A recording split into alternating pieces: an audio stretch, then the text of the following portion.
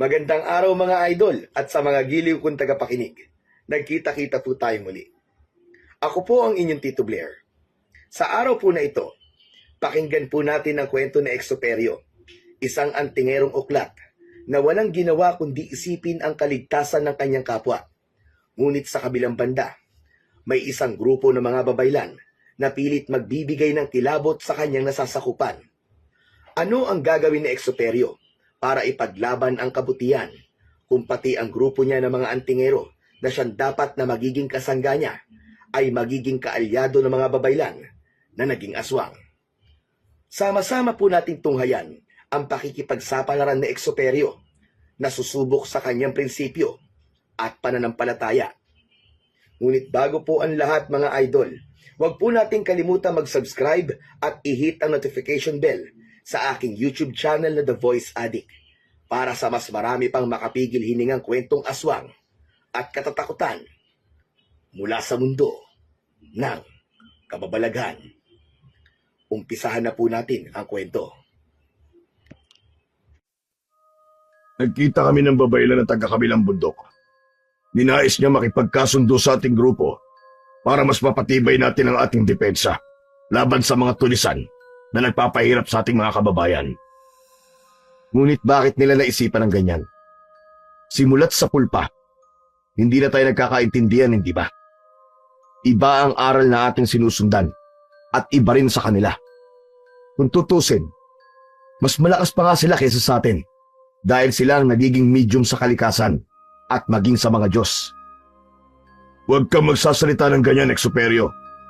Alalahanin mong isa rin sila sa mga tumulong sa atin dati para marating natin ang antas na ito. Oo nga, at isa sila sa mga gumabay sa atin para maging mataas ang antas ng ating karunungan. Pero, nung nagawa nilang hukay ng bangkay ng isang sinaunang aswang, alam natin kung ano na ang nangyari sa kanila. Kung nung una, kaibigan natin sila, ngayon, hindi ko alam kung maituturing pa ba natin silang kasangga. Basta, sasabihin ko sa ating grupo na aanib tayo sa kanila. Iisa lang ang pakay natin sa ngayon, at yun ay ang pangalagaan natin ng ating bayan. May mga bandido, pirata, at mga taong labas ding naghahasik ng takot sa mga kababayan. At huwag mo rin kaliligtaan ang mga aswang at masasamang elemento na nagiging dahilan ng pagkamatay ng halos lahat ng tao sa ating lugar. Kung nung unay mga buntis lang ang kanilang binibiktima, pero ngayon, maging ang mga bata at mga taong naglalakad sa kalye ay hindi na rin ligtas. Kaya nga kailangan nating umanib sa mga babaylan na yon. Kung kasangga natin sila, alam natin kung ano magiging galaw nila at magagawa rin nating pigilan sila kung talagang sila nga ang nambibiktima sa mga tao. Basta ako, hindi ako sasang-ayon o makipag-alyansa sa kanila. Ang pakikipag-alyansa sa kanila ay magiging anay sa ating grupo at unti-unti nila tayong gagawing marupok at mababawasan ang ating depensa. Alalahanin nyo na hindi na sila ang mga babaylang nakagisna natin.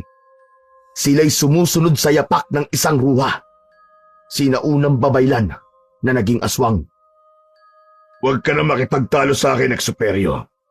Alalahanin mo ako ang mas matanda sa atin at ako ang itinuturing na pinuno ng ating grupo.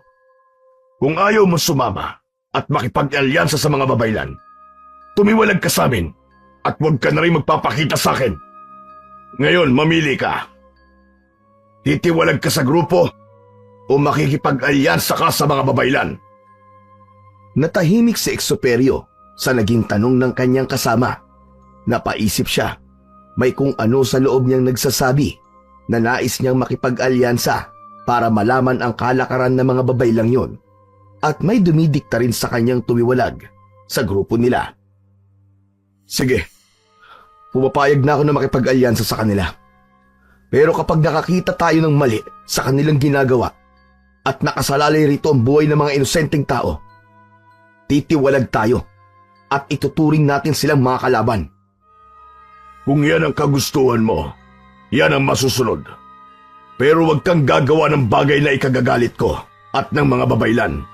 Dahil pag nagkataon, hindi ako magdadalawang isip na diskomunyonan ka nang wala sa oras. Basta, kapag may mali sa ginagawa nila, hindi natin dapat na isawalang bahala.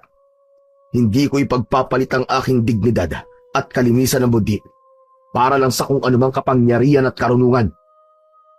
Pagkatapos ng kanilang naging usapan, nagpasya na sina Exuperio at Minesio na sabihin sa iba nilang mga kasamaan ang kanilang binabalak.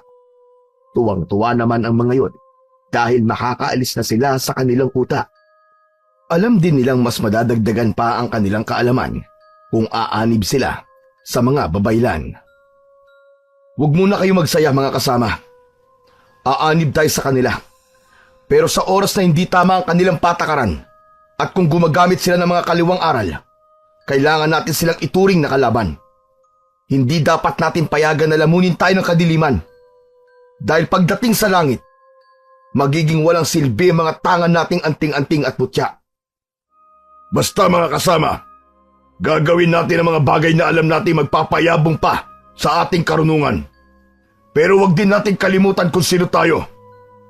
Ang mga babay lang yon ay iba sa atin at kailangan din natin mag-ingat sa kanila. Hindi natin alam kung ano ang takbo ng kanilang mga utak.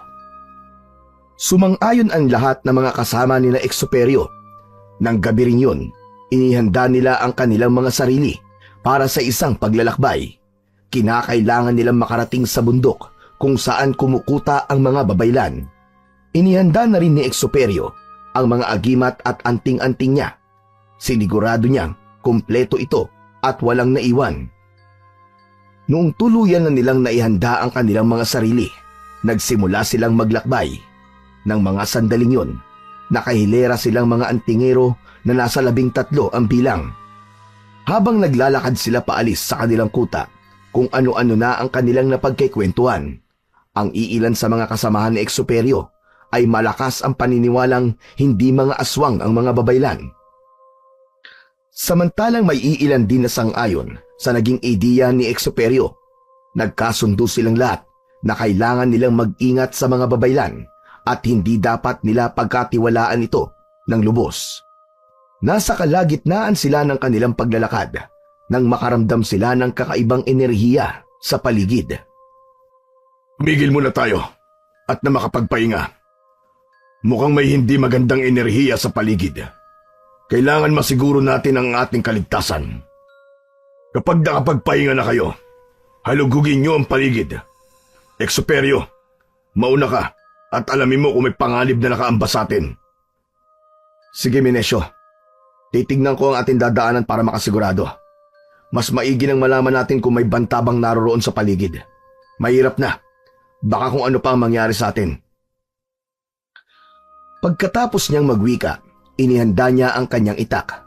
Umusal na rin siya ng dasal para sa kanyang sarili at nag-orasyon na rin siya para sa tagabulag.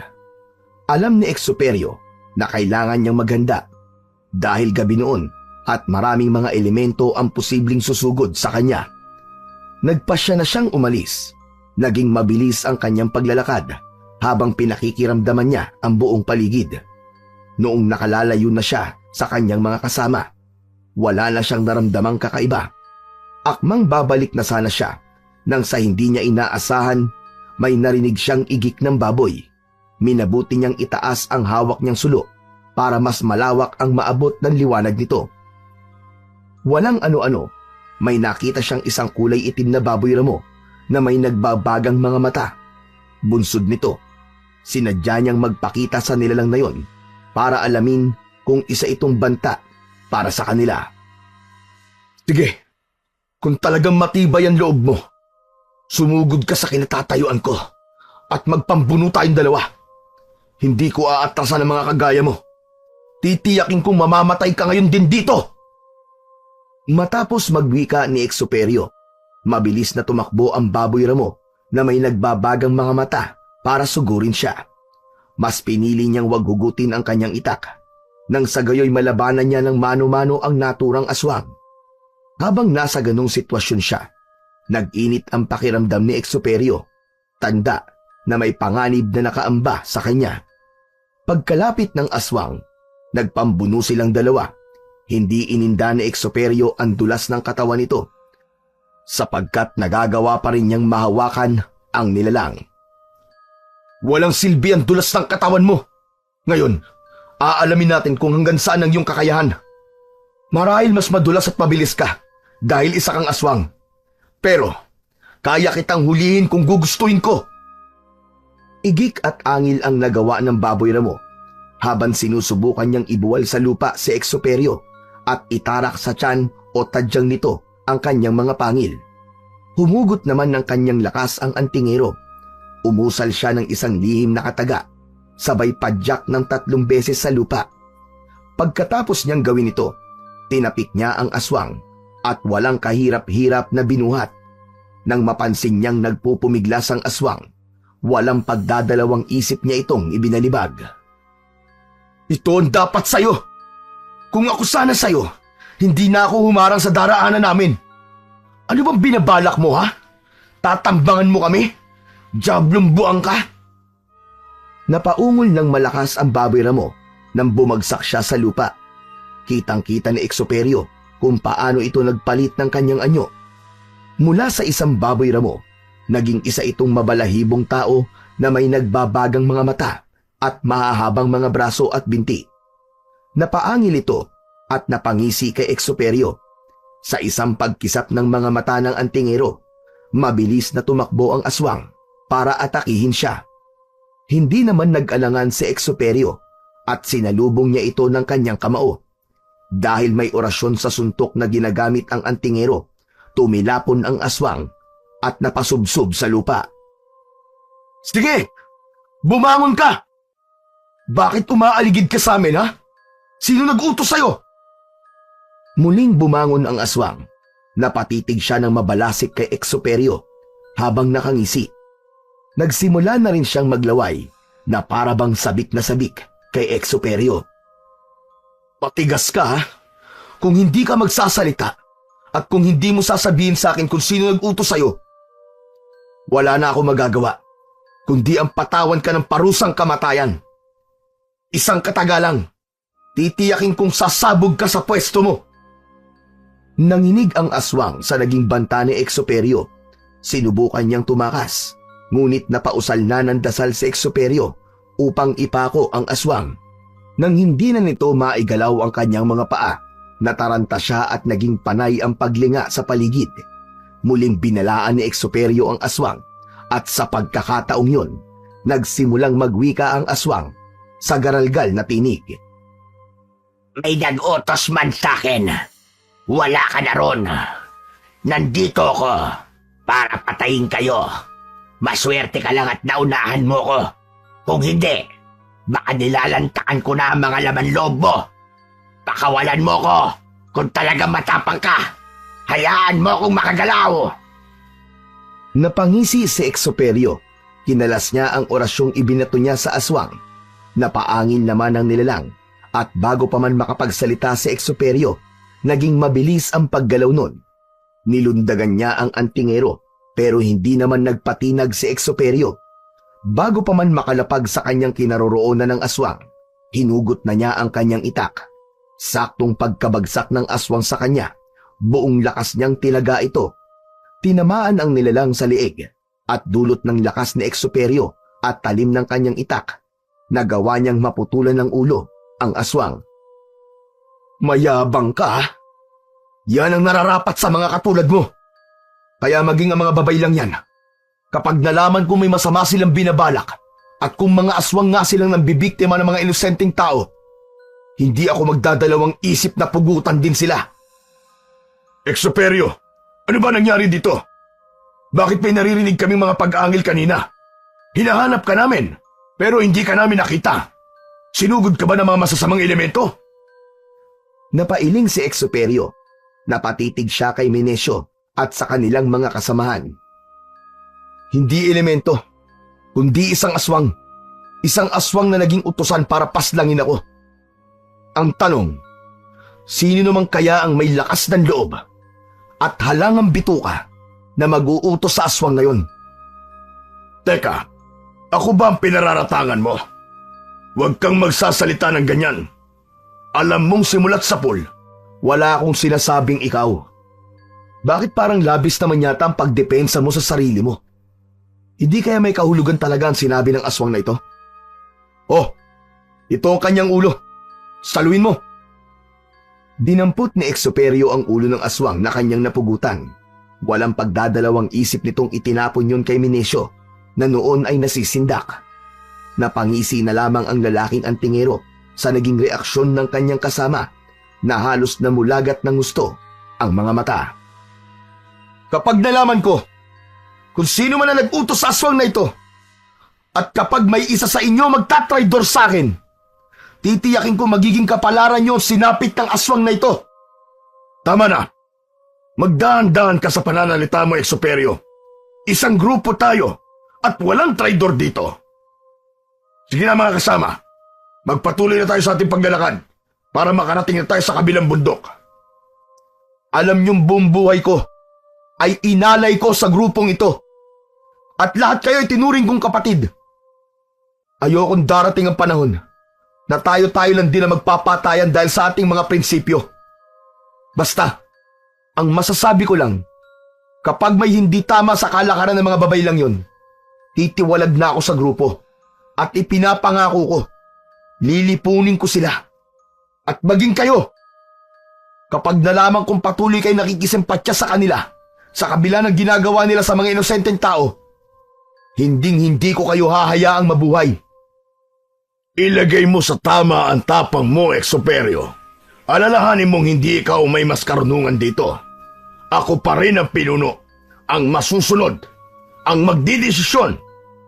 Kaya sa ayaw mo't sa gusto, susunod ka sa aking sasabihin. Susunod ako kung tama. Pero kapag mali, hindi mo ako mapipilit, Minesio. O siya, sige na. Magpatuloy na tayo. Dahil hinihintay na tayo ng mga babaylan sa kabilang bundok. Tahimik nilang binaybay ang matarik na daanan patungo sa kabilang bundok. Sa kabutihang palad, wala nang aswang na humarang sa kanilang dinadaanan. Habang naglalakad, naging malalim ang pag-iisip ni Exuperio. Alam niya sa kanyang sarili na kung hindi ang mga babaylan ang nag-utos sa aswang na harangan siya, paniguradong si Minesio yun. Nagkaroon din siya ng kutob na yun ang rason kung bakit kahit madami sila, siya lang ang sinabihan ng kanilang lider na tumingin sa unahang bahagi ng kanilang daraanan. Nung nasa paanan na sila ng bundok kung saan nagkukuta ang mga babaylan, nagpasya silang magpahinga at magpulong na muna. Malapit na noon ang bukang liwayway, kaya alam nilang ligtas na ang pag-akyat sa naturang bundok. Kayong lahat, sundin niyo kung ano man ang aking sinasabi. Alalahanin niyong nasa kuta tayo ng mga babaylan. Kahit pa na mataas ang pinag-aralan natin at maging ang ating antas pagdating sa espiritual, alam naman nating pagdating sa ibang aspeto, mas malapit sa mga diwata at mga Diyos ang mga babaylan. Basta ako, mananatili ako sa aking paninindigan. Kapag may masamang ginawa ang mga babaylang yan sa mga inosenteng tao, ako makakabangga nila. Kaya sana kayo rin mga kasama, mas piliin nyo ang maging mabuti kaysa sa maging makapangyarihan. Aanhin natin ang mga malalalim na aral, mga malalakas na agimat, kung sa kasamaan lang natin ito gagamitin. Alam mo, Exuperio, tapos na ang panahon ng mga kabayanihan. Ang uso ngayon, kailangan maging makapangyarihan ka, mas marunong at mas malakas. Kaya ikaw, Exuperio, gamitin mo yang kokote mo. Hindi lang utak ang ginagamit ko. Puso.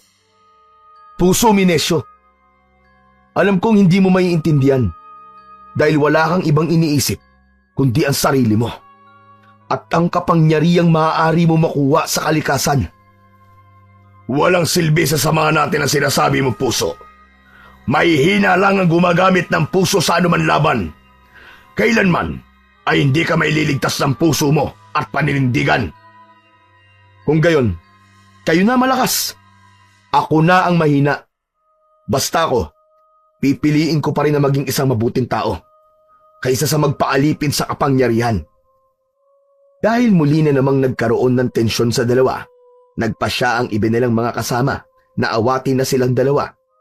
Magsisimula na sanang maglaban sina Exuperio at Minesio, ngunit ipinaintindi ng mga kasama nila sa kanilang dalawa kung ano talaga ang kanilang pakay roon. Nang lumaon, nagkabati rin ang dalawa at napagpasyahan nilang magpatuloy na lamang sa kanilang pag-akyat sa bundok. Tirik na ang araw ng mga panahong yun at nagpapahinga ang mga babaylan sa kanilang mga kubo. Lansita, nandirito na kami. Naririto na mga antingerong uklat at tanda na kami makipagsalib puwersa sa inyo. Alam kong iisa ang ating mga kalaban at yun ay ang mga taong walang ibang ginawa kundi ang manlamang ng kapwa. Matapos wikain ni Minesio ang mga katagang yon, lumabas mula sa isang kubo ang isang babaylan na nakasuot ng purong itim na damit.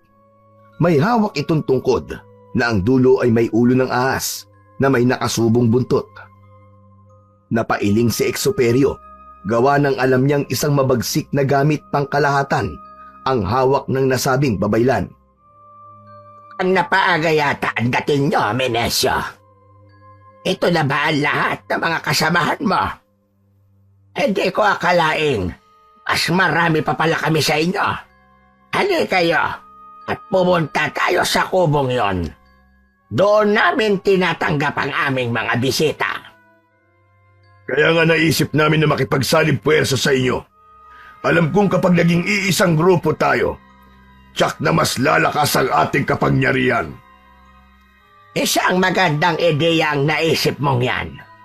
Nagawa ko na rin sabihin sa mga kasama namin ang iyong plano. At sa kabutihang palad, hindi naman sila tumutol. Kaya magmula ngayon, dito na rin kayo titira. At kung ano man ang meron kami, magiging inyo na rin yon. At makakaasa kang kung ano rin ang meron kami, ay magiging pagmamayari nyo na rin. Nagkwentuhan sila sa kanilang mga plano. Tahimik lang si Exuperio ng mga panahong yun, habang minamatyagan ang bawat galaw ni Babaylang Sita. Hindi niya lubos maisip kung paano binabaliwala ng kanyang mga kasamaan ang nararamdaman nilang init sa lugar na yon. Kahit na maaga pa yon, ramdam ni Exuperio ang pagkaalinsangan ng paligid. Bunsod nito, nagpaalam siya sa kanyang mga kasamaan na magpapahangin na muna siya. Bumalik ka kagad, Exuperio. Kailangan kumpleto tayo magpupulong dito. Napatango na lang si Exuperio at agad siyang umalis sa kubo. Naglakad-lakad siya habang minamasdan ang paligid. Tiningnan niya ang posibleng dadaanan kung tatakas sa lugar na yon. Nasa kalagitnaan siya ng kanyang paglalakad nang may narinig siyang mahinang ingay. Parang bata yon, kaya nagpasya siyang hanapin kung saan yun nagmumula. Napailing si Exuperio nang mawari niya kung saan nagmumula ang ingay. Bakit kaya nakapaloob ang bata sa malaking bangang yan? Matingnan ko nga at mausisa ko ano nangyari sa batang nasa loob. Nagpatuloy sa kanyang paglalakad si Exuperio patungo sa kinaroroonan ng malaking banga. Alam niyan doon nagmumula ang ingay. Kaya nang nasa tapat na siya nito, nagpasya siyang buksan yun. Pagkabukas niya, tumambad sa kanya ang isang batang lalaki na butot balat na. Kita sa mga mata nito ang takot at pagmamakaawa, pero parang may pag-aalinlangang magsalita. Bata, anong ginagawa mo rito? Bakit ka nila ikinulong sa banga? Kinulong po nila ako rito. Simula pa po nung nakaraang linggo. Ang sabi sa akin ni Babaylan Sita, gagawin niya raw akong... Huwag mong pakialaman yan. Pabayaan mo ang batang yan para magtanda. Halika na rito at ipinatatawag ka ng inyong pinuno. Napatango si Exuperio sa Babaylan. Hindi niya inaakalang susunduin siya nito. Muli pa niyang tinanong ang bata, pero naging tikom ang bibig nito. Napansin din ni Exuperio na nanginginig ang bata at parang may kung anong kinatatakutan. Babalikan kita, bata. Huwag ka mag-alala. Pagkatapos magwika ni Exuperio ng mga katagang yon, nagpasya siyang bumalik sa kubo kung saan sila magpupulong-pulong. Habang naglalakad, Iginala niya ang kanyang paningin hanggang sa makita niya ang 3 baboy na nakakulong sa kulungang gawa sa kawayan. Napatitig ang mga yon kay Exuperio at nang magtama ang kanilang mga mata, naging iba ang pakiramdam ng antingero. Ipinagpatuloy na lang niya ang kanyang paglalakad at nang makabalik na siya sa kubo, napagtanto niyang marami na ang mga babaylang naroroon. Ngayong naririto na ang mga uklat, panigurado mas katatakutan tayong lahat.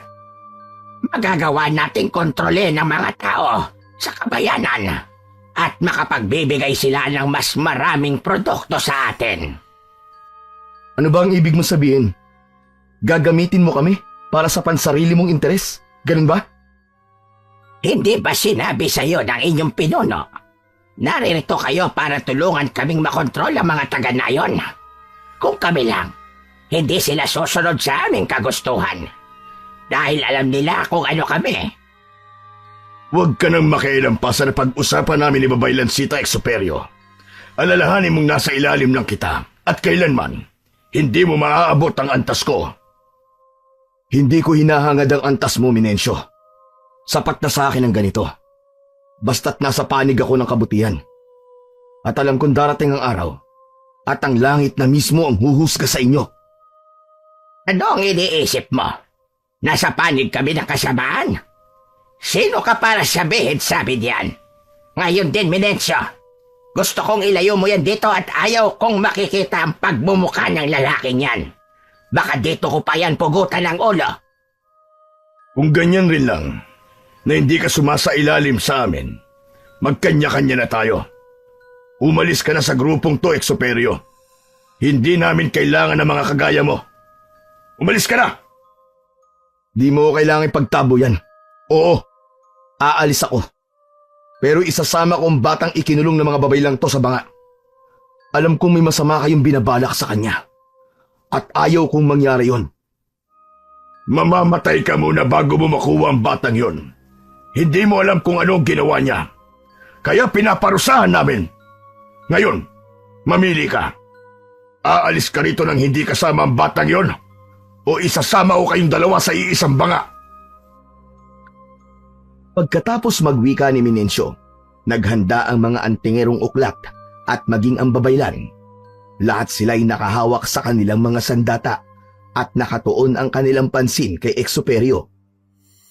Umalis ka na, Exuperio. Hindi kailangan sa grupong ito ang iyong prinsipyo.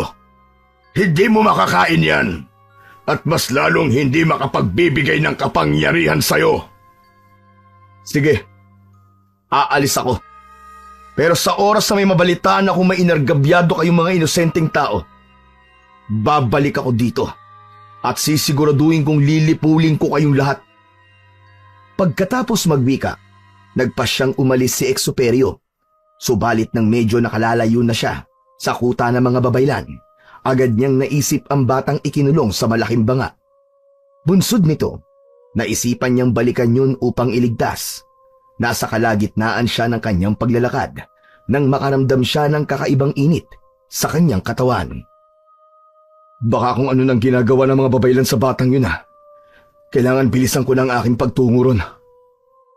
Halos takbuhin na ni Exuperio ang kanyang pagbalik sa kuta ng mga babaylan. Nang natatanaw na niya ang kanilang kuta, napalunok siya ng kanyang laway. Nagkaroon siya ng kakaibang kutob, kaya't napagpasyahan niya na umusal na ng tagabulag.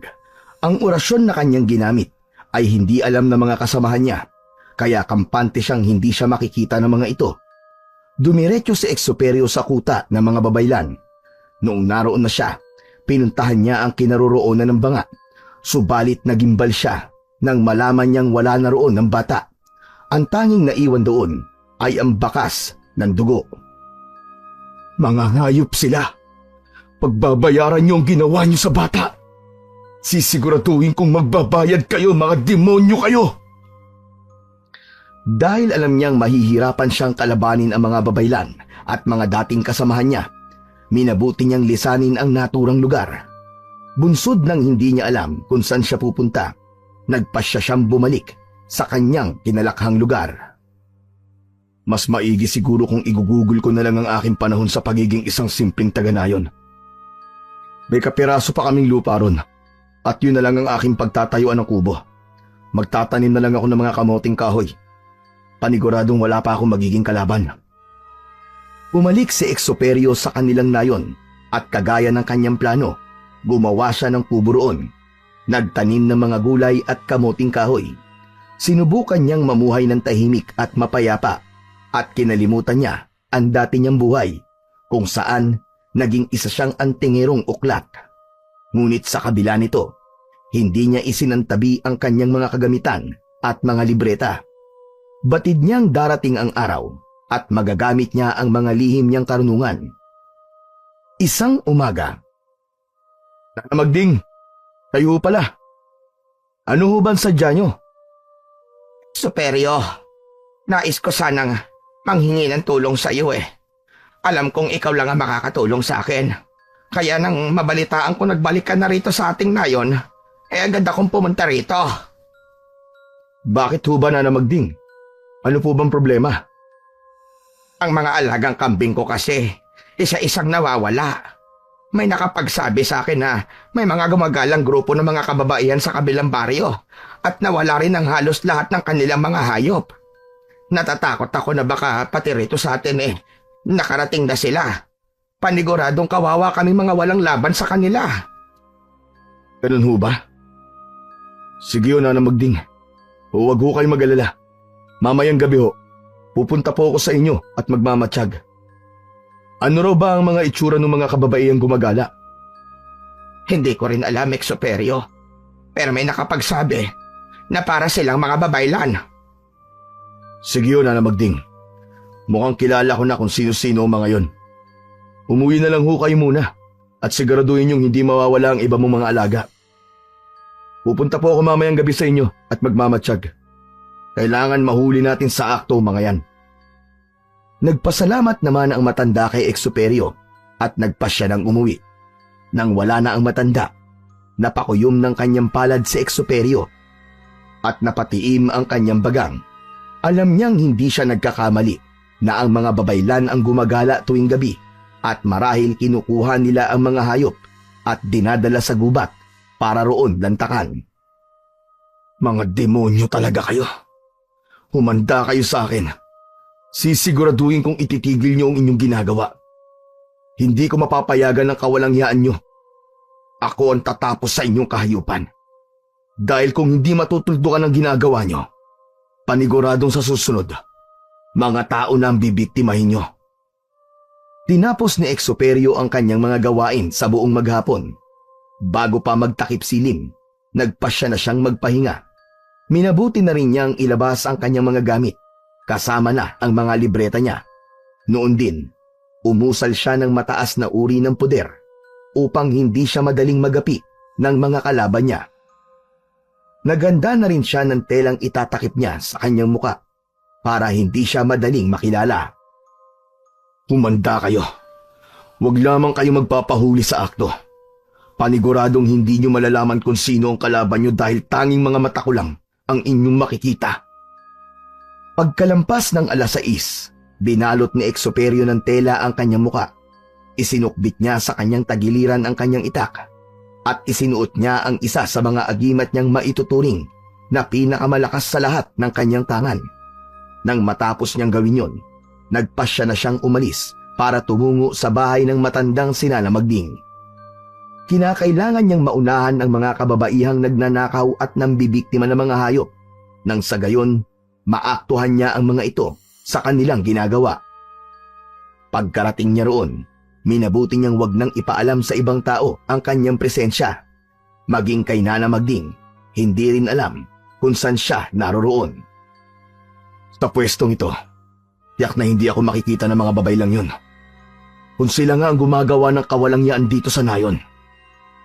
Habang nakakubli at nagmamatsyag sa paligid, napansin niyang may mga gumagalaw sa malayo. Sinipat niya ng maigi yun, subalit dahil madilim ang paligid, hindi niya gaanong naaaninag ang mga ito. Naging malakas ang kutob ni Exoperio na yun ang mga hinihintay niya, kaya inihanda na niya ang kanyang sarili. Makaraan lamang ang ilang sandali, nakaamoy siya ng sobrang baho. Parang amoy ng dumi na manok na hinalo sa langis Paniguradong may aswang sa paligid. Kung hindi man ito sa babaylan, paniguradong pakawalaan nila to. Humanda ka. Wag kang magpapakita sa akin dahil titiyak kung babalatan kita ng buhay.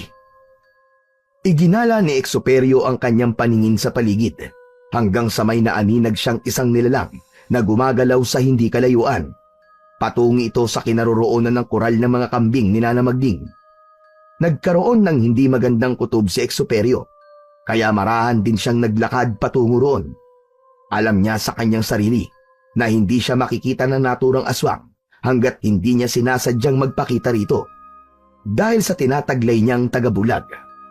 Nang naroon na siya sa labas ng koral ng kambing, nagkataon ding lumundag papasok doon ang isang mabalahibong nilalang. Napailing na lang si Exuperio, gawa ng tama ang kanyang hinala. Anak ka ng teteng, aswang nga, humanda ka sa akin. Pagkakita niyang nilapitan ng aswang na yon ang isang kambing at pwersahang hinila palabas, doon na rin nagpasyang magpakita si Exuperio. Bitiwan mo ang kambing na yan! Huwag mong sabihin sa akin na pakawala ka ng mga babaylan. Sige, ako ang harapin mo kung talagang matapang ka. Napalingon kay Exuperio ang aswang. Ang nagbabaga nitong mga mata ay mas lalong nagliwanag. Napaangil ang nilalang at nang mismong sandaling yon, pinakawalan niya ang kambing para sumugod kay Exuperio. Kilala kita, kahit na itago mo pa yung mukha mo. Ikaw si Exuperio, ang dating uklat na antingerong tumiwalag sa grupo. Ano, masaya ba ang magtanim ng kabuting kahoy? Kung hindi ka umalis sa grupo nyo, paniguradong tinatamasa mo na rin kung anuman ang tinatamasa nila. Kismoso ka palang aswang ka, no? Wala akong pinagsisisihan sa naging desisyon ko. Pero ikaw, sigurado ko na magsisisi ka dahil sa ginawa mo sa mga alagang hayop ng mga tao sa nayong to. Napatawa na lang ang aswang. Sinubukan niyang kalmutin si Exuperio, subalit naging mabilis ang paggalaw ng antingero, kaya nailagan niya ang pag-ataking yon ng aswang. Bago pa man muling makasugod sa kanya ang aswang, hinugot na niya ang kanyang itak. Pagkasugod ulit ng aswang sa kanya, mabilis siyang lumipat ng pwesto. Bago pa man mawari ng nilalang ang kanyang binabalak, nakapwesto na kagad si Exuperio sa bandang likuran nito. Sakto ring paglingon ng aswang, sinakal niya ang aswang at inambahang gigilitan ang leeg. O ano? Matapang ka? Ngayon, sabihin mo sa akin ang nalalaman mo. Ang mga babaylan ba nag-utos sa'yo para gawin ito? Sila ba ang nakita ko sa malayo na gumagalaw at patungo sa kanayunan? Ano ang alam mo sa mga antingerong uklat na sumapi sa grupo ng mga babaylan? Sumagot ka! Napatawa ang aswang sa kaagad na napailing. Bunsod nito, nagpasya si Exuperio na hiwain ang ilong ng aswang gamit ang itak niya. Matigas ka talaga. Ang susunod na paglapat ng talim nito ay sa lalamunan mo na. Kaya kung ako sa'yo, sabihin mo na mga nalalaman mo para pakawalan kita. Sige, tama ka. Tama ka. Ang mga babaylan at maging ang pinuno nyo ang nag-utos sa akin. Dinadala ko sa gubat ang mga nauhuli ko at doon nilalantakan ng mga babaylang aswang. Minsan, sila ang gumagawa yun. Pero, mas madalas na ako sumusugod sa mga kabahayan para magdakaw ng mga alagang hayop. Magsasalita ka rin pala. Pinahirapan mo pa ako. Sige, ano pang nalalaman mo? Ano ang patungkol sa mga dati kong kasamahan? Tuluyan silang sumailalim sa kapangyarihan ng mga babaylan. May ipinapailim sa kanilang lahat na naging rason para maging sunod-sunuran sila. Parang naging mga utosang mandirigma sila na inihahanda para sa mga labanan. Nililang sila ng mga babaylan dahil wala silang nakuwang kahit na anong karunungan mula roon. Mga hangal sila. Kaya mag-iingat ka, Exuperio. Alam kong darating ang panahon at magsasagupaan kayo. Isa pang bagay patungkol sa mga dati kong kasamaan. Sino ang nag-utos sa aswang para sana'y tambangan ako nung papunta pa lang kami sa kuta ng mga babaylan? Natahimik ang aswang. Ilang sandali pa, napatawa siya at iginala ang kanyang paningin sa paligid. Pinatay mo ang kasama ko, Exuperio. Pero aaminin ko sa'yo. Kilala mo siya. Si Minedso nag-utos.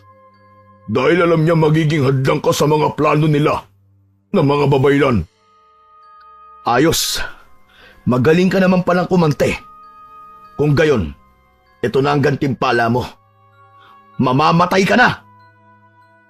Pagkatapos magwika ni Exuperio ng mga katagang yon, ginilitan niya ang liig ng aswang. Hinayaan niyang bumulwak ang dugo nun. Nagpasya na rin siyang iwan ang nilalang upang makita ng mga tao kung sino talaga ang nambibiktima ng kanilang mga alagang hayop. Ang mga babaylan, kailangan makita ko sila at makaharap. Paniguradong may mas masahol pa silang gagawin. Iginala ni Exuperio ang kanyang paningin sa paligid.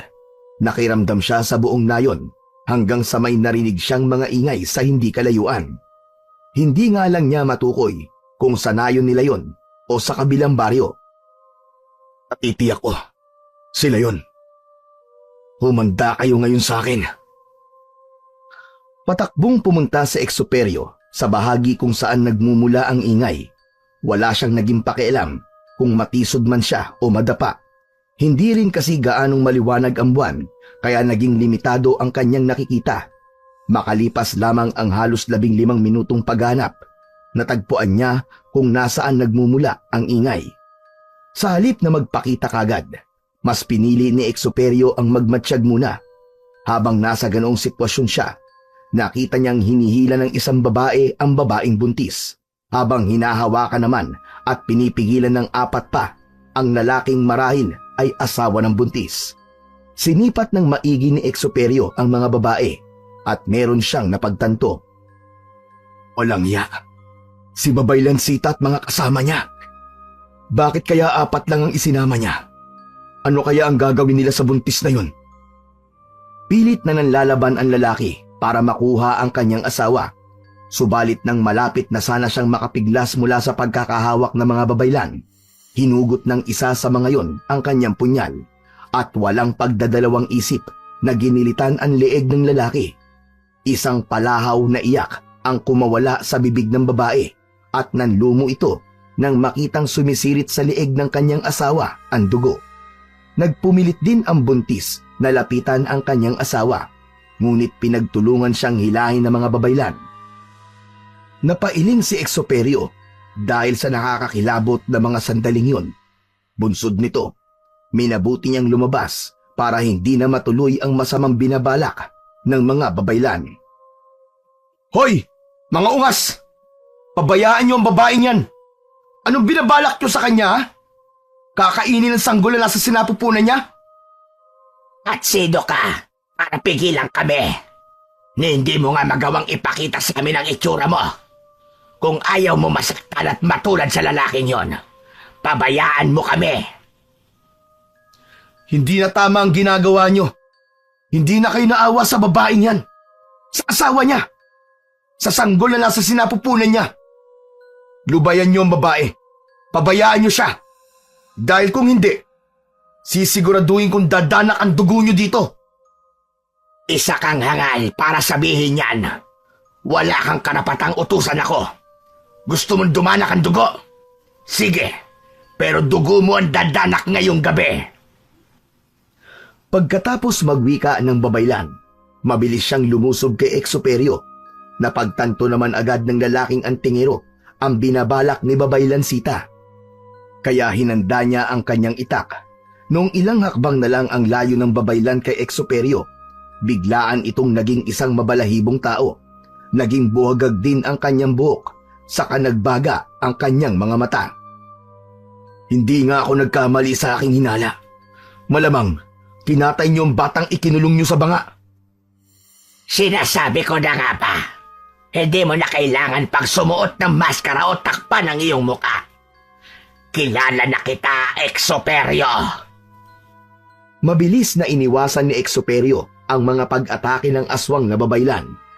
Sinusubukan ding tagain ng antingerong uklat ang kanyang katunggali, subalit may sapalos ito kung umiwas sa kanyang itak. Habang nasa ganoong sitwasyon, nagpalit na rin ng anyo ang iba pang babaylan at naging mga mabalahibong nilalang. Iniwan nila ang babaeng buntis at lumusob silang lahat kay Exuperio. Sige na babae, iligtas mo ang iyong sarili. Ako nang bahala rito. Takbo na! Pagkawika ni Exuperio, mabilis naman na umalis ang buntis habang umiiyak at nanghihingi ng tulong. Walang ano-ano, biglaan din umalis si Babaylansita at iniwan niya ang 4 niyang kasamaan na nakikipaglaban kay Exuperio. Alam ni Exuperio kung ano ang binabalak ng naturang babaylan, kaya minabuti niya na sanang sundan ito. Subalit nang akmang aalis siya, hinarangan siya ng 4 at sabay-sabay na sumugod. Tingnan lang natin kung hanggang saan ang lakas nyo. Matapang lang kayo dahil 4 kayo. Pagkawika ni Exuperio, mabilis siyang lumipat ng kanyang pwesto. Hindi na malayan ng mga babaylang aswang ang kanyang ginawa at nagulat na lang ang isa sa mga ito nang mapagtanto niyang katabi niya na si Exuperio. Bago pa man makita ng ibang aswang ang kinalalagyan ng lalaki, ginilitan na nito sa leeg ang babaylan. Napahiyaw naman ang 3 at napaangil, bunsod ng ginawa ni Exuperio sa kanilang mga kasama. Buong liksi silang lumundag para sunggaban ang antingero. Subalit, mabilis siyang napaatras ng ilang hakbang. Napailing ang mga aswang na babaylan at nanggagalaiti sila dahil sa kakaibang bilis ni Exuperio. Dahil dito, sinubukan nilang gumamit ng tagabulag para maatake nila ang lalaki nang hindi nito alam kung saan nagmumula ang kanyang kalaban. Hindi nyo ako maiisahan mga hungang. Dahil kahit na hindi ko kayo nakikita, nararamdaman ko ang inyong enerhiya. Inilibot ni Exuperio ang kanyang paningin at buong lakas na tumaga sa bandang gilid niya. Napahalakhak na lang din siya nang makarinig siya ng pag-ungol. Kasunod nito, bumagsak ang isang aswang at may malaking sugat ito sa bandang dibdib. Nang mapansin ni Exuperio na naghihingalo na yon, buong lakas niyang tinaga ang leeg ng aswang na siyang naging dahilan para magkaroon ito ng malaking sugat sa lalamunan. Ganun na lang ang gulat ng lalaking antingero nang may kung anong tumama sa kanyang likuran. Hayop ka? Traidor! Itutulad ko kayo sa kasama niyong to! Hindi mo magagawa yan dahil ngayon pa lang, mamamatay ka na.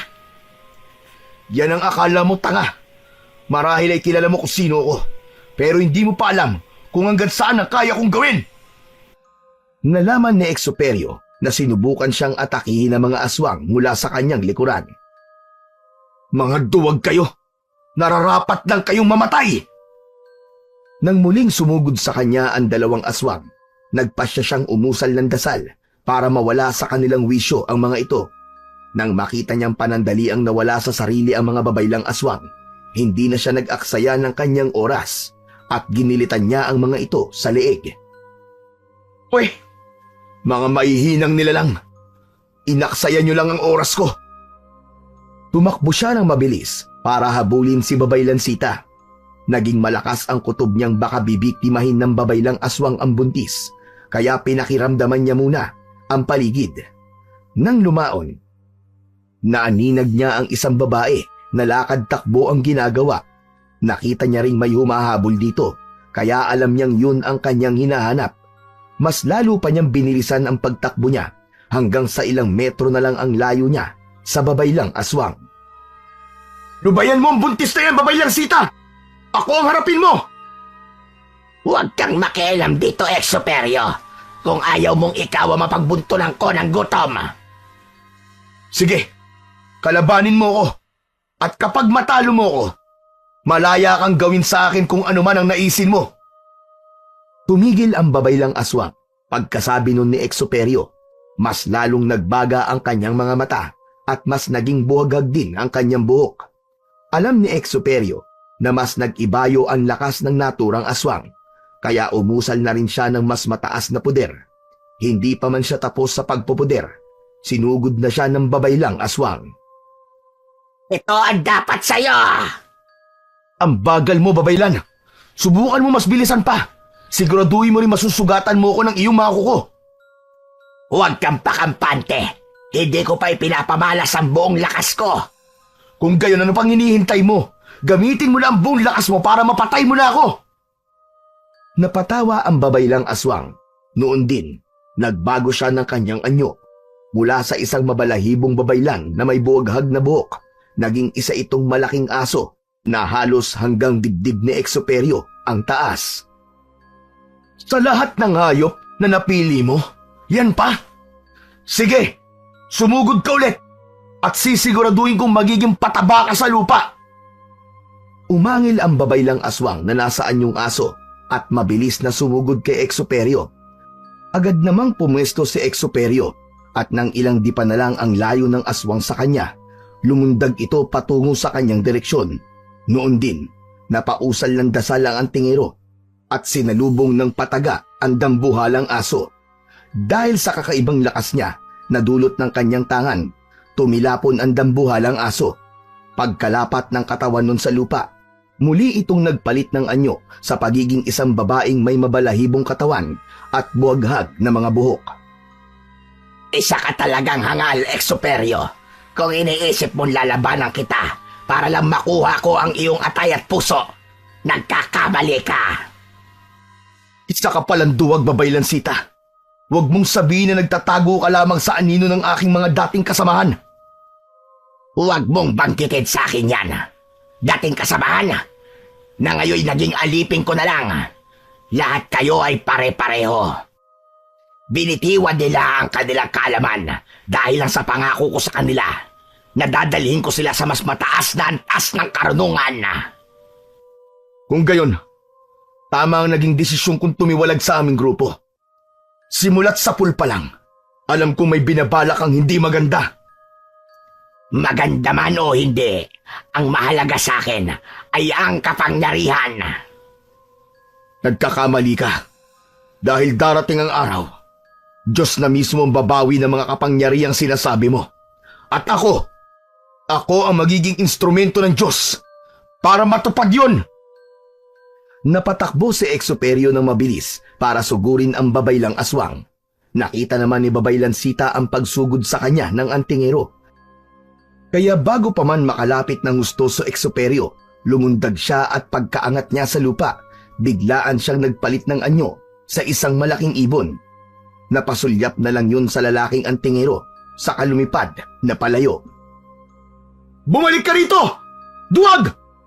Alam ko kung saan ka pupunta at kung ano ang iyong binabalak! Humanda ka! Napalingon sa paligid si Exoperio upang sana'y hanapin ang buntis. Pero nang hindi niya nakita ito, naisip ng lalaki na baka nakalayo na yon at nailigtas na nito ang kanyang sarili. Panigurado nakalayo na ang babaeng buntis at nakahingi ng tulong.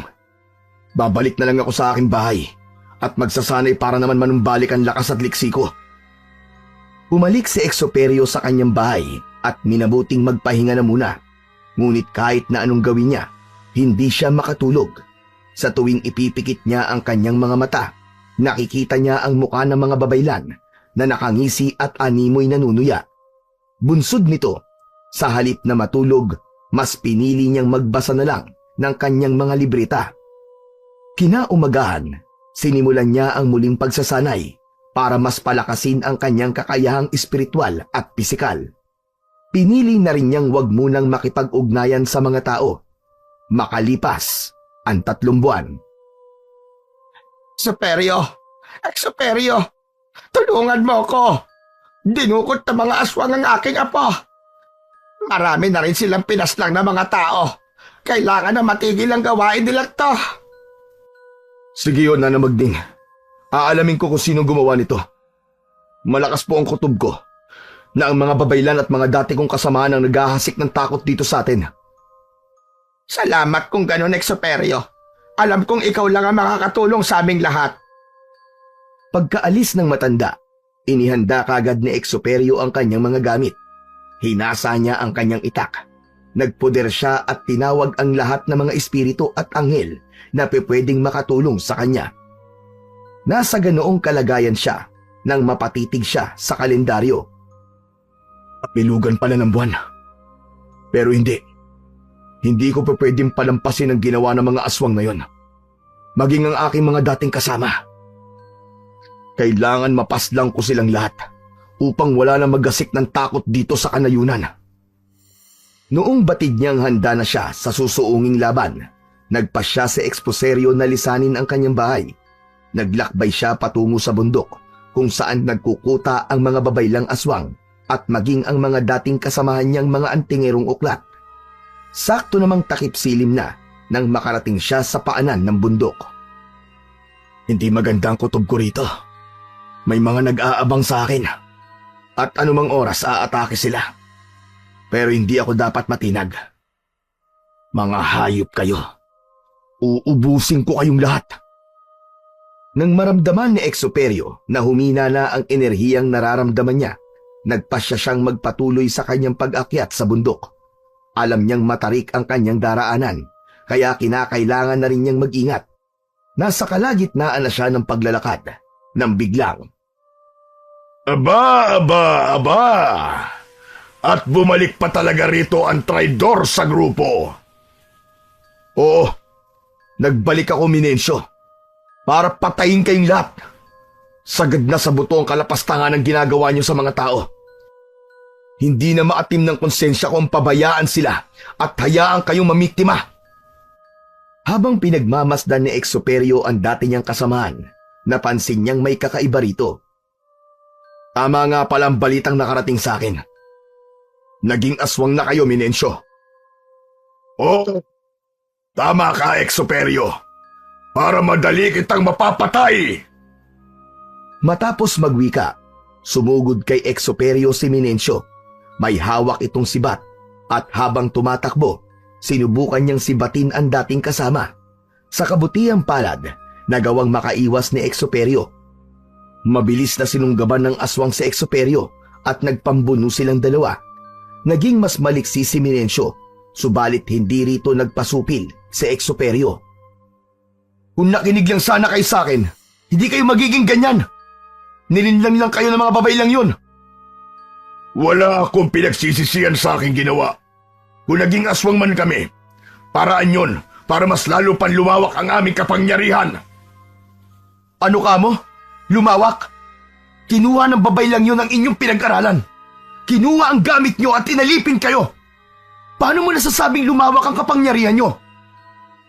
Hindi mo lang alam kung ano ang kayang gawin ng isang aswang. Hindi mo alam! Habang nagpapambuno, bigla ang nagpalit ng anyo si Minencio. Naging isa tong baboy ramo na may nakausling pangil. Pansin kagad ito ni Exoperio, kaya nagmamadali siyang umatras. Baboy ramo ka nga, pero sa aking paningin, isa kang mahinang antingero na nagpautos sa isang babaylan. Umigik ang baboy ramo at nagsimulang kumahig sa lupa.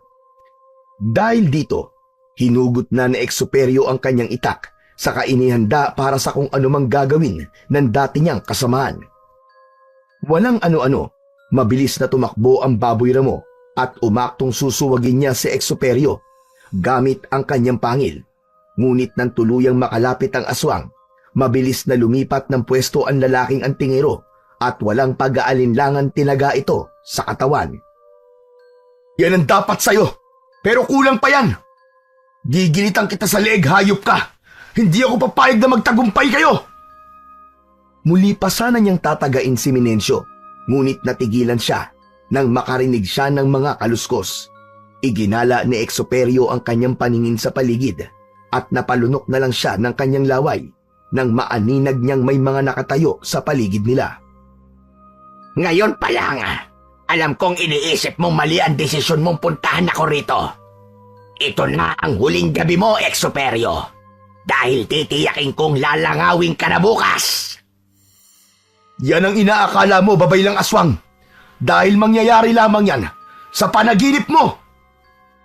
Muling ibinaling ni Exoperio ang kanyang pansin kay Minencio, ngunit nagulat siya nang wala na ito sa kanyang pwesto. Bakit mo hinahanap ang wala? Iisa lang ba ang kaya mo? Sige mga kasama, sugurin ang antingerong yan at tayin na. Sa pagkumpas ng babaylan ng kanyang kamay, sumugod kay Exoperio ang lahat ng mga kasama nito. Nang una, medyo nag-alangan pa si Exoperio na lumaban dahil nag-iisa lang siya.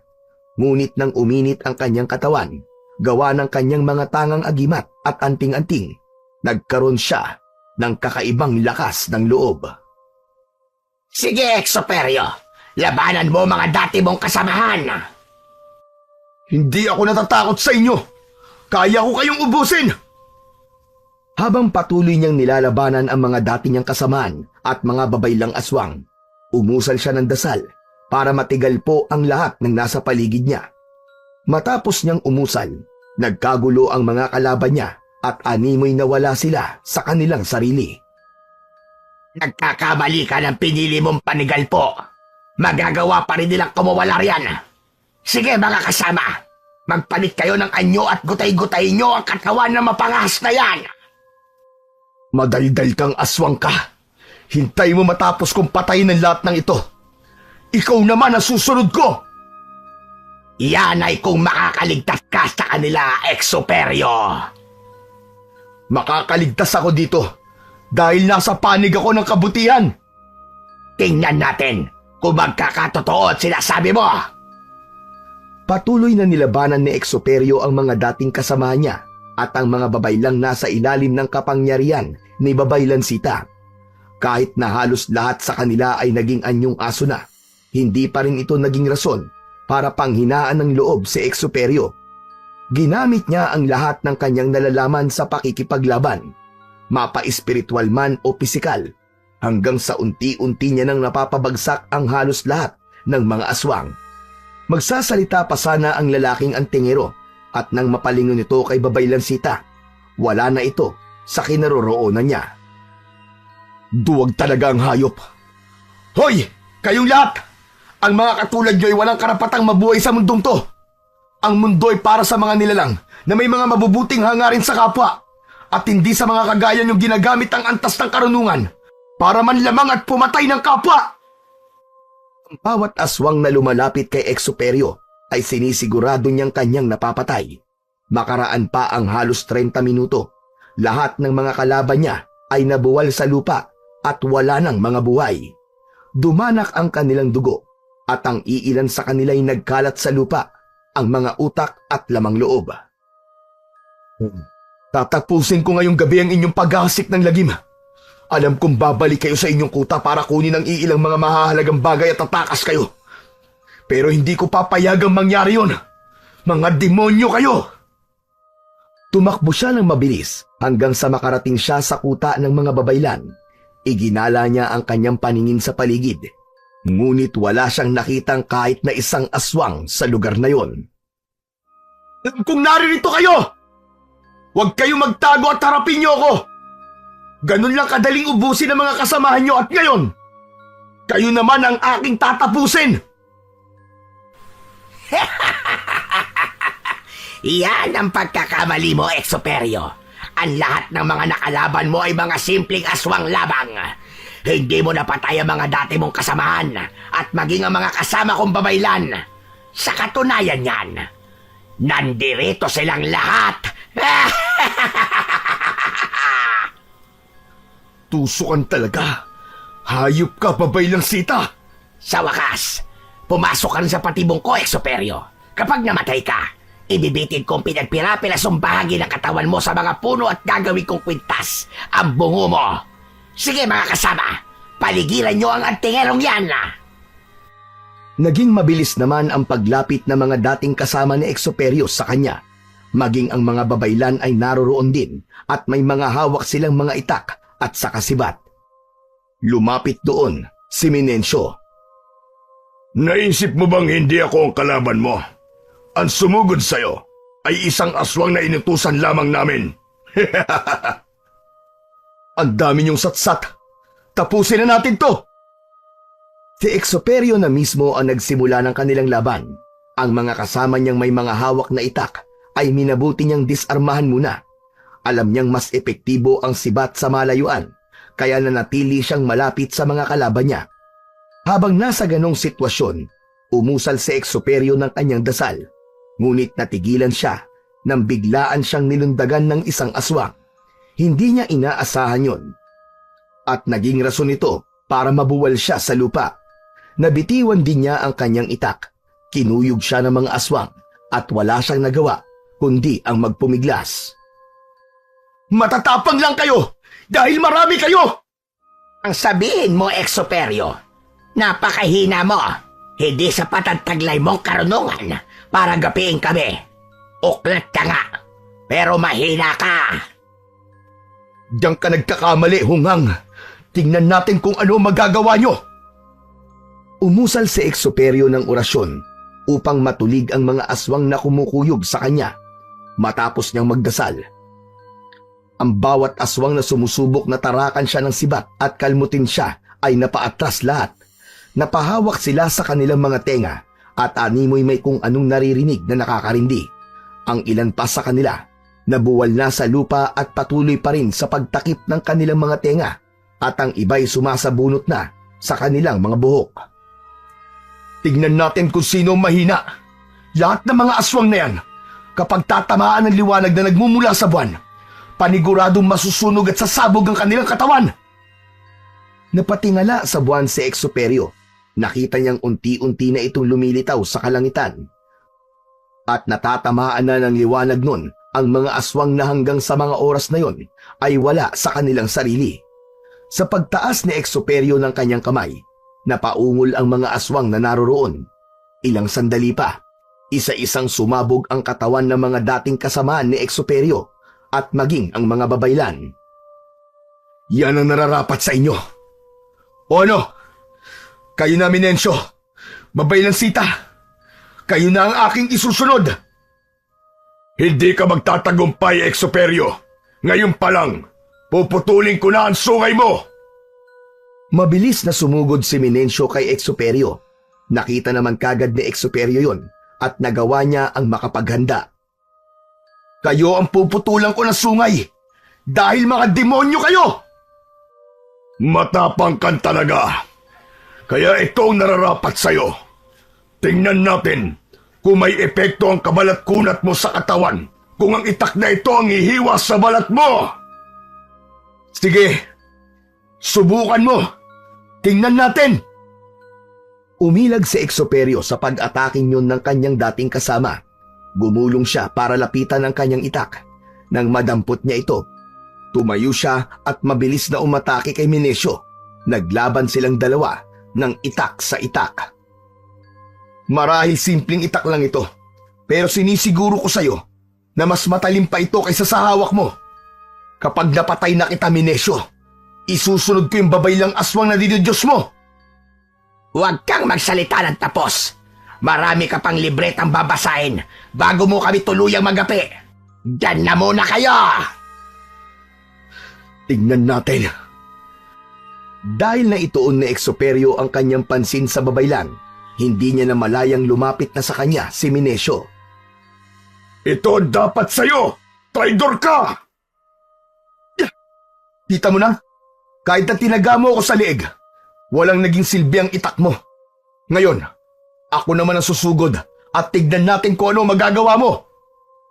Umusal ng orasyon si Exuperio upang magkaroon siya ng tagabulag at kakaibang bilis. Nang tumalab na ang bisa ng kanyang dasal, agad siyang lumipat ng pwesto sa katinaga si Minencio. Sa tuwing napapalingon ang dati niyang kasamaan at umaambang tataga, agad siyang lumilipat ng pwesto. Ano, Minencio? Masakit ba mga sugat mo? Inilibing ko lang naman ang aking itak sa mga mutyang makakapagwalang bisa ng mga kabal sa katawan. Sa akin lang hindi tatalabang itak na ito. Hayop ka talaga, Exuperio. Papatayin kita! Kung kaya mo, tingnan mo mga sugat mo sa katawan. Naliligo ka na sa sarili mong dugo. Anumang oras, pwede na kitang patayin. Napahalakhak si Minencio. Hinubad niya ang kanyang dugo ang damit at sa isang pagkisap ng mga mata ni Exuperio, naging isa itong malaking toro.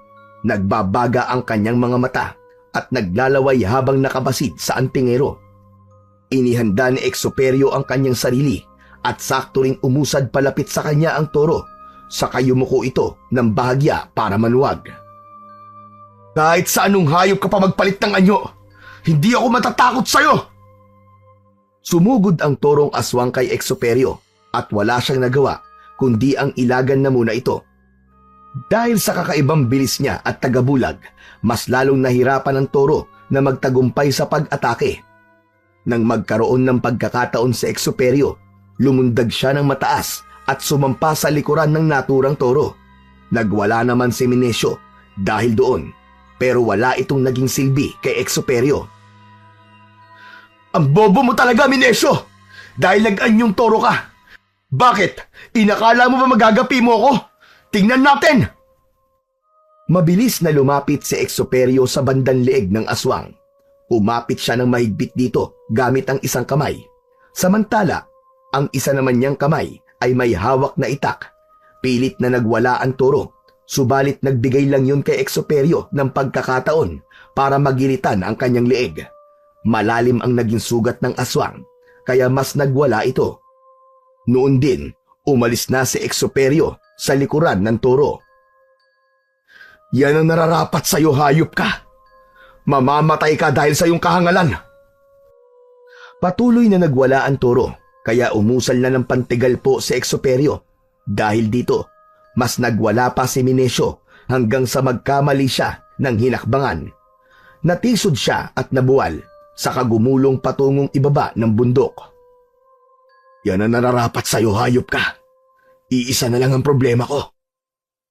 Teka, nasa na ba ang babaylang aswang na yun? Hinalughog niya ang paligid, pero hindi niya nakita pa si Babay Lansita. Subalit hindi siya kumbinsido na umalis na doon ang babaylan. Magpakita ka sa akin, Babay Lansita! Huwag kang magtago! Mag-isa ka na lang at wala ka ng kakampi! Hanapin mo ako kung kaya mo! Duwag ka, Babay Lansita! Matapang ka lang kapag walang kalaban-laban ang kaharap mo! Sige! Harapin mo ko at nang malaman natin kung hanggang saan ang abilidad mo! Siguro nga hindi ka totoong babaylan. Dahil ang babaylan ay lumalaban ng patayan. Hindi ka gaya mo! Nagtatago! Hindi ako nagtatago. Tumingala ka at makikita mo ako. Hindi mo ginagamit ang pandama mo at yan ang ikababagsak mo! Tumingala si Exoperio at nakita niyang nakalutang sa ere si Babay Lansita habang hawak ang kanyang tungkod. Hindi mo ko masisindak sa palutang-lutang mong yan. Tingnan natin kung hindi ka babagsak. Anong akala mo? Bibigyan kita ng pagkakataon para tirahin ako ng tigalpo at pabagsakin. Noon din, bumaba si Babay Lansita at lumapag sa harapan ni Exoperio. Bago pa man makapaghanda ang lalaki, sinugod na siya ng babaylan. Hindi inaasahan ni Exoperio ang lakas at bilis ni Babay Lansita. Bulat ka ba? Gusto ko lang sabihin sa'yo na nung binitiwan ng mga kasama mo ang kanilang karunungan, ako ang sumalo. Kaya nagagawa ko ng lumipad kahit nasaan yung babaylan lang ako. Napaka-demonyo mo talaga, Babay Lansita. Lahat gagawin mo para lang magkaroon ka ng kapangyarihan. Hindi mo lang alam kung gaano kasarap ang magkaroon ng kapangyarihan. Halos kapantay na ang langit. Papatayin kita, hayop ka! Mabilis na sinugod ni Exoperio ang babaylan, ngunit nang akmang tatagain na sana niya si Babay Lansita, biglaan itong nawala. Napaungol na lang siya noon nang makaramdam siyang may tumama sa likod niya. Babay Lansita! Labanan mo ako ng patas! Huwag kang tumira ng patalikod! Sinasabi mo lang yan dahil hindi mo ko kaya. Kung sumusuko ka na, sabihin mo lang. Napailing si Exoperio at noon din, ginamit niya rin ang kanyang bilis. Bago pa man makaatake ulit si Babay Lansita, nagawa niya ng makarating sa bandang likuran ng naturang babaylan. Hindi na rin nag-aksaya ng panahon pa si Exoperio at tinaga niya ito. Nasugatan ng babaylan, kaya napaungol ito at galit na humarap sa lalaking antingero. Ngayon, masaya ka na ba? dahil nilaro ko na din ang laro mo. Tingnan natin kung sino ang mananalo sa ating dalawa. Ito ang dapat sa'yo! Bago pa man maisakatuparan ng babaylan ang pagsugod niya kay Exuperio, nawala na siya sa kanyang kinatatayuan at lumitaw siya sa likuran ni Babaylan Sita. Tinaga ito ni Exuperio sa bandang batok na siyang naging rason para mabuwal siya sa lupa. Yan ba ang kaya mo, Exuperio? Masdan mo kung paano maghilom ang sugat ko. At sa muli kong pagbangon, sisiguraduhin kong madudurog ka. Tingnan natin kung sino sa atin ang madudurog, hangal! Kasabay ng paghilom ng sugat ng babaylan, nagkaroon siya ng malalapad na pakpak na kawangis ng sapaniki. Pumagaspas ito ng ilang beses at unti-unti siyang umangat sa lupa. Ang kanyang mga mata ay lalong nagbaga at ang kanyang mga kukoy humaba at naging matatalas. Ito ang kapangyarihang sinasabi ko sa'yo, na walang kapantay! Hindi ako naniniwala. Kung walang kapantay ang iyong kapangyarihan, sana'y wala ka rito sa lupa. Kung sa bagay, hindi ka dapat pumunta sa langit. Ang dapat sa'yo! Hindi na naipagpatuloy ni Exuperio ang kanyang sasabihin. Biglaan siyang dinagit ni Babaylang Sita at iniangat sa ere. Pilit namang nagpumiglas ang antingero, pero hindi niya magawa. Nabitiwan na rin niya ang kanyang itak dahil sa biglaang pangyayari. Tingnan natin kung sino madudurog sa mga bato. Tiyak na pulbos pati ang mga buto mo. Sige lang, Babaylang Sita! Pero sa oras na walang masamang mangyayari sa akin, titiyakin ko babalikan kita at magiging kapalaran mo rin na naging kapalaran ng mga kasamaan mo! Mas lalo pang pumaitaas ang babaylan. Tumatawa pa ito habang nakamasid sa paligid. Samantala, tahimik naman at kalmadong nagdasal si Exuperio. Alam niya sa kanyang sarili na hindi siya pababayaan ng kanyang mga gabay at maging ng kanyang mga tangang agimat. Katapusan mo na, Exuperio. Mababawasan na ang hambog na tao rito sa mundo. Kung yan ang paniniwala mo, sige!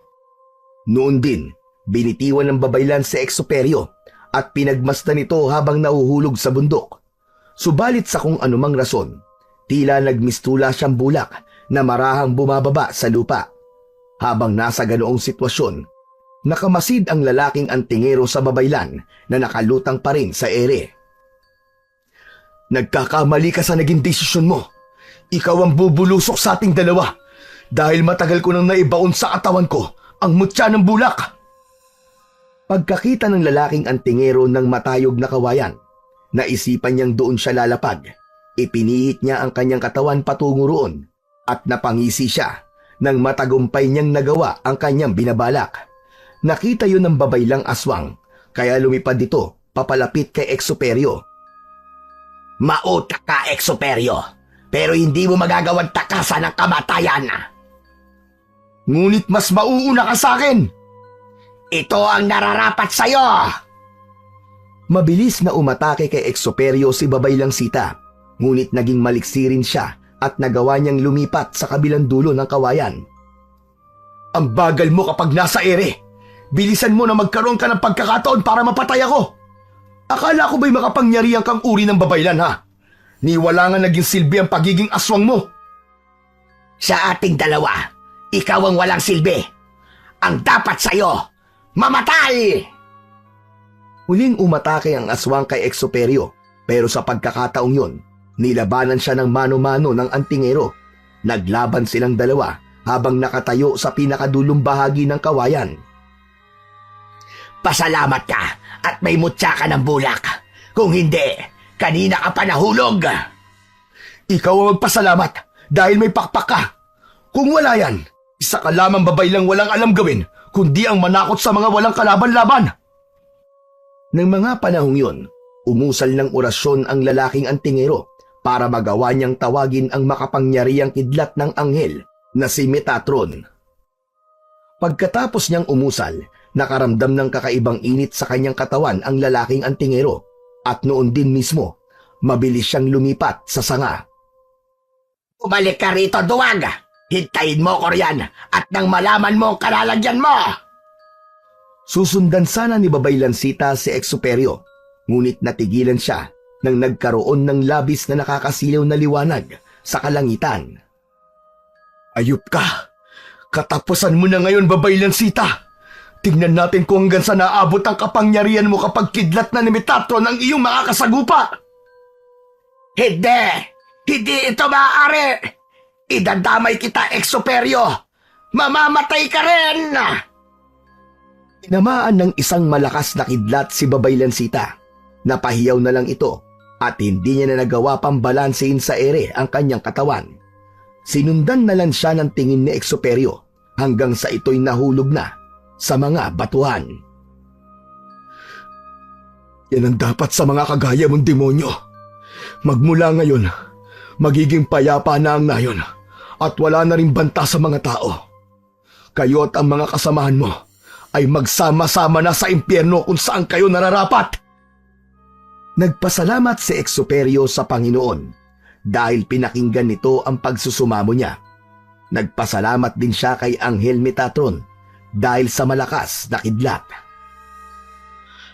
Mabuti na lang at kabisado ko ang aklat ni Metatron at nagawa ko itong debosyonan.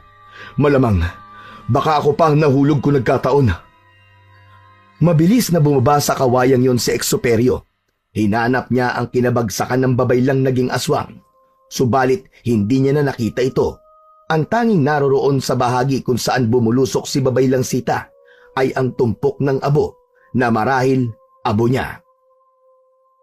Isang pambihirang pagkakataon na masaksihan kung paano sumabog ang kidlat ni Metatron. Mapalad pa rin ako. Dahil kahit ang mga bagay sa espiritual na mundo ay nagagawa kong masilayan. Minabuti ni Exuperio na lisanin na lang ang bundok na yon. Napagpasya niyang bumalik na sa kanyang nayon at doon na ipagpatuloy niya ang kanyang simple at payapang pamumuhay.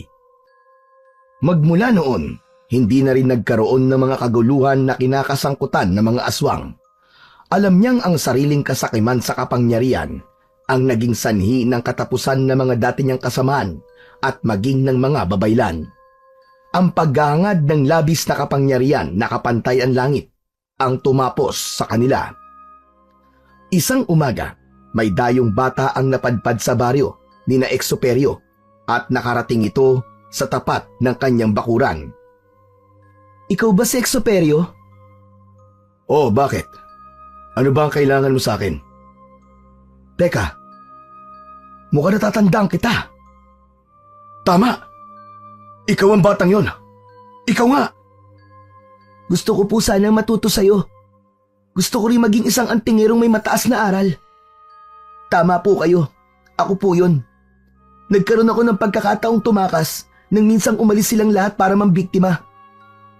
Ayon po kay Babay Lansita, magagamit daw po niya ako para mas mapalakas siya dahil isa raw po akong bertudes.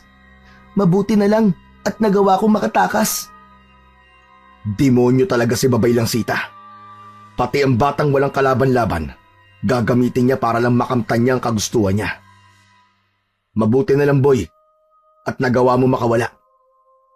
At salamat sa Diyos, wala na si Babay Lansita. Bakit po? Ano po nangyari? Pinatay ko siya. Sukdulan na ang kasamaan niya, kaya kailangan na siyang gapasin. Ikaw, boy, kung talagang nais mo matuto, handa ka bang isakripisyo ang lahat para lang sa pagiging antingero mo? Ang pagiging antingero ay may kaakibat na responsibilidad. Kung hindi mo ito magagampanan na maayos, posibleng ikasasawi mo. Nakahanda po ako sa kung anumang mangyayari sa akin. Kung gayon, halika sa loob at sisimulan natin ang iyong pagiging antingero sa paglilinis ng iyong kaluluwa. Ang lahat ng bagay na ating gagawin sa araw-araw, kailangan magsisimula sa paglilinis ng kaluluwa. Sige po, Maestro Exuperio. Magmula ngayon, kung mamarapatin niyo po, yan na po ang itatawag ko sa inyo. Sumama ang bata kay Exuperio at nang nasa loob na sila ng bahay ng antingero, nagpakilala yung bilang si Samuel. Sinabi niyang napapanaginipan niya ang lalaking antingero, kaya nais niyang matuto mula sa kanya. Sa pagdaan ng panahon, naging disipulo ni Exuperio si Samuel, ibinahagi niya sa bata ang mga aral niyang natutunan mula sa pagiging isang antingero at mag-aaral ng lihim na karunungan.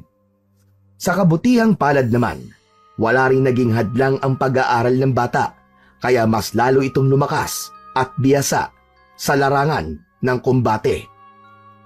Kapag ako'y namatay, gusto kong ikaw ang magmamana ng lahat ng gamit ko. Alam kong gagamitin mo mga yon sa tama.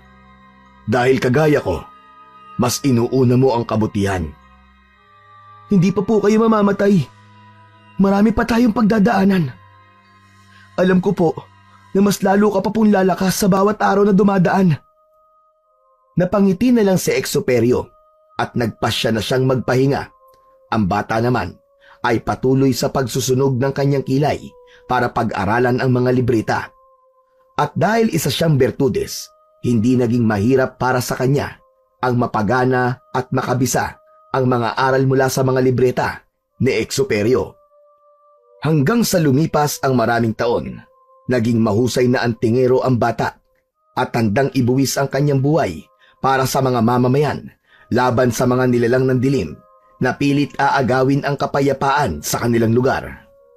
Ngunit naniniwala siya na hanggang may pananampalataya siya sa Panginoon at sa tulong ng kanyang mga natutunan sa kanyang maestro, kahit kailan ay hindi magwawagi ang kasamaan sa kabutihan.